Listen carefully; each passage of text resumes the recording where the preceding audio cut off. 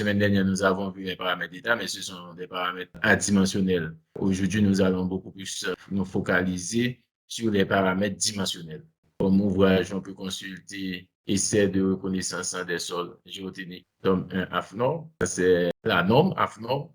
Ensuite, il y a la géotechnique mécanique des sols, tome 1, l'Université de Liège de Robert Charlier 2007. Ensuite, mécanique des sols, l'Université catholique de Louvain de Déaguerre 2001. Et enfin, l'introduction à la géotechnique de Jean Lafleur de 2006. Nous avons vu la semaine dernière les paramètres adimensionnels et cette fois-ci, nous allons voir les paramètres dimensionnels. Donc, les paramètres d'état nous permettent de voir les diverses proportions dans lesquelles se trouve le squelette solide, l'eau et l'air qui vont constituer le sol. C'est très pratique. Nous avons vu le diagramme de phase, que nous avons le solide ici, ensuite le liquide et puis l'air en dessous. Nous avons vu également il y a le volume des grains solides. Ensuite, dans le volume des vides, il y a le volume d'air et puis le volume de l'eau.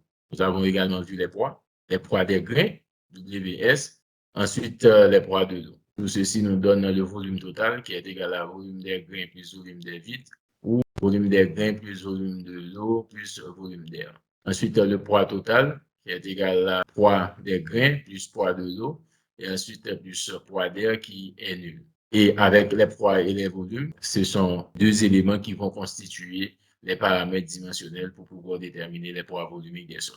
Le premier paramètre que nous allons voir, c'est un paramètre qu'on appelle le poids spécifique. Le poids spécifique des particules gamma S est par définition le rapport du poids du sol sur le volume du sol. Voici le rapport gamma S égale à poids du sol, WS sur VS. En revanche, au laboratoire, voici la formule que vous allez appliquer. Donc, le gamma S va être égal à toute cette formule en termes d'application au laboratoire. L'autre paramètre, c'est le poids volumique. Le plus souvent, on assimile ce poids volumique à un poids volumique apparent ou bien un poids volumique humide. Ce poids volumique est égal au rapport du poids total sur le volume total. Il y a deux méthodes pour pouvoir déterminer le volume. Dans la littérature, les sables ont des poids volumiques entre 17 à 20 kN par mètre cube. Les argiles ont des poids volumiques entre 16 à 22 kN par mètre cube. Donc, les deux façons qu'on peut utiliser pour déterminer le poids volumique, on peut utiliser la méthode par immersion dans l'eau. On utilise les paraffines, on entoure l'échantillon de paraffine, on connaît la masse volumique des paraffines, on fait plusieurs pesées et on applique cette formule pour pouvoir déterminer le volume de l'échantillon. Donc, il suffit de peser le poids de l'échantillon. On utilise la paraffine, on connaît la masse volumique de la paraffine. On fait une deuxième pesée de MP pour déterminer la masse de la couche de paraffine. Ensuite, on fait une troisième pesée, volume total de l'échantillon plus paraffine. Et on utilise cette formule. Volume de l'échantillon va être égal à volume sol plus paraffine, moins ça volume paraffine. L'autre méthode qu'on peut utiliser pour déterminer le volume total, on peut utiliser le moule. Donc, il suffit de remplir le moule jusqu'au débordement. Le sol remplit le moule correctement. Après, on fait l'arrasage à la règle pour que l'échantillon complète le moule total. Et le volume du moule va être égal au volume de l'échantillon. Donc, c'est deux méthodes différentes avec deux types d'échantillons différents, remaniés et non remaniés. L'autre paramètre qu'on doit avoir également, c'est le poids volumique sec. Donc, le poids volumique sec, c'est un rapport du poids des grains sur le volume total. Et vous avez pour les sols plus virulents comme le sable, des gamma D qui est compris entre 14 à 18 kN par mètre cube. Et ensuite, pour les sols cohésifs comme l'argile, vous avez des gamma D de 10 à 20 kN par mètre cube. On peut avoir des relations entre gamma H et gamma D.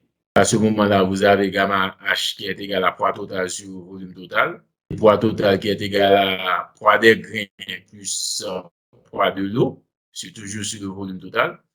Ensuite, à travers les relations qu'on connaît déjà, nous avons poids des grains, plus la teneur en eau par poids des grains.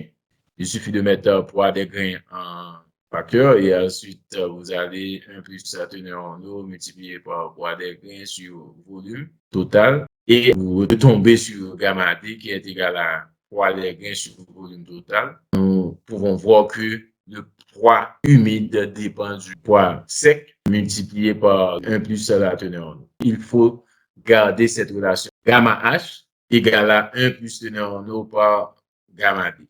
Si le sol est sec, la teneur en eau est nulle, vous aurez que gamma H est égal à gamma D. Nous allons voir un quatrième paramètre qui est gamma SAT. SAT, c'est pour saturation. Donc, on doit être à la saturation pour pouvoir déterminer le gamma SAT. Et nous avons vu qu'un sol saturé, c'est un sol où tous les vides sont remplis d'eau. Nous avons gamma SAT qui est égal à gamma D multiplié par 1 plus la teneur en eau à la saturation. C'est-à-dire que vous avez la teneur en eau, mais c'est une teneur en eau lorsque le sol est saturé. Le gamma SAT des sables des argiles, ce sont des valeurs qui sont comprises entre 19 à 22 kN par mètre cube. Si le sol est saturé, le gamma humide est égal à gamma saturé. Le poids volumique humide est égal au poids volumique saturé.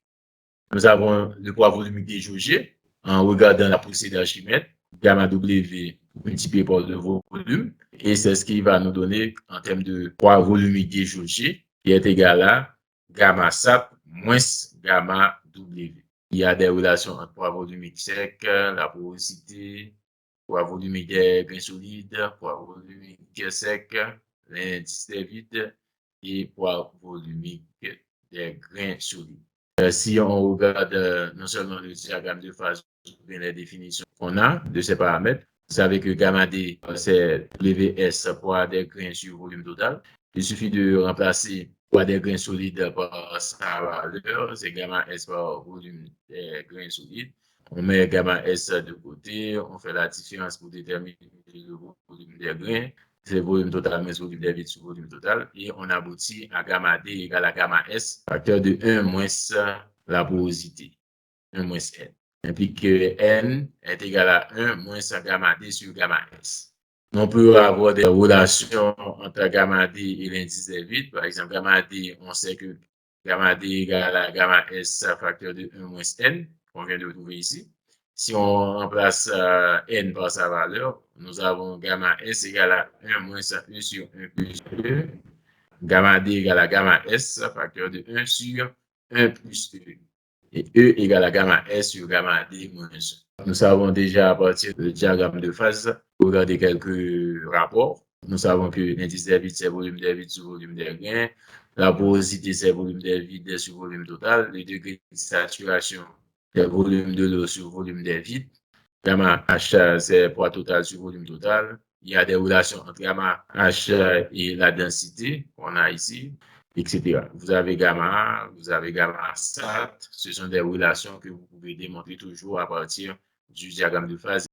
Il y a des relations qui sont valables à la saturation. La teneur en eau à la saturation, vous savez que la teneur en eau, c'est le poids de l'eau sur le poids des grains. Le poids de l'eau est égal à volume de l'eau par gamma W, poids volumique de l'eau. Et poids des grains est égal à volume des grains par volumique des grains.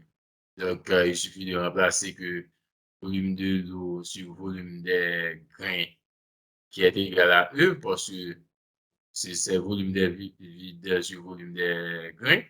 Donc, tous les vides sont remplis d'eau, volume de l'eau est égal à volume des vides. Donc, à ce moment-là, vous avez E sur la densité.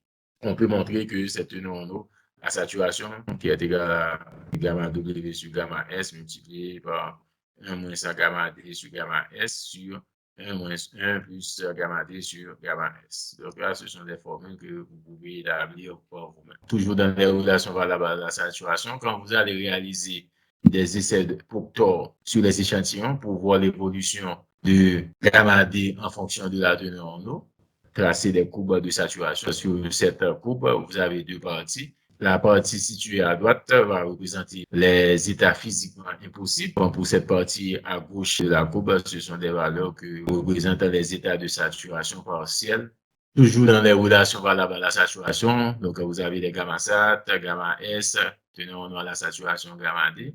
Il suffit de remplacer ces valeurs par ici, gamma SAT sur 1 plus teneur en eau à la saturation, qui est égal à 1 sur teneur à saturation sur gamma W plus 1 sur gamma S. Donc, ce sont des formules. Si vous avez des données en géotechnique, vous voulez déterminer la teneur à saturation, il suffit d'avoir le poids volumique à saturation, le poids volumique des grains solides et le poids volumique de l'eau. Et ensuite, vous établissez des formules pour pouvoir déterminer la teneur en eau à saturation du sol. Nous avons vu tout à l'heure comment déterminer le poids volumique des sols, poids total sur volume total. Donc, c'est le gamma H ici. Donc, au laboratoire, on peut le déterminer.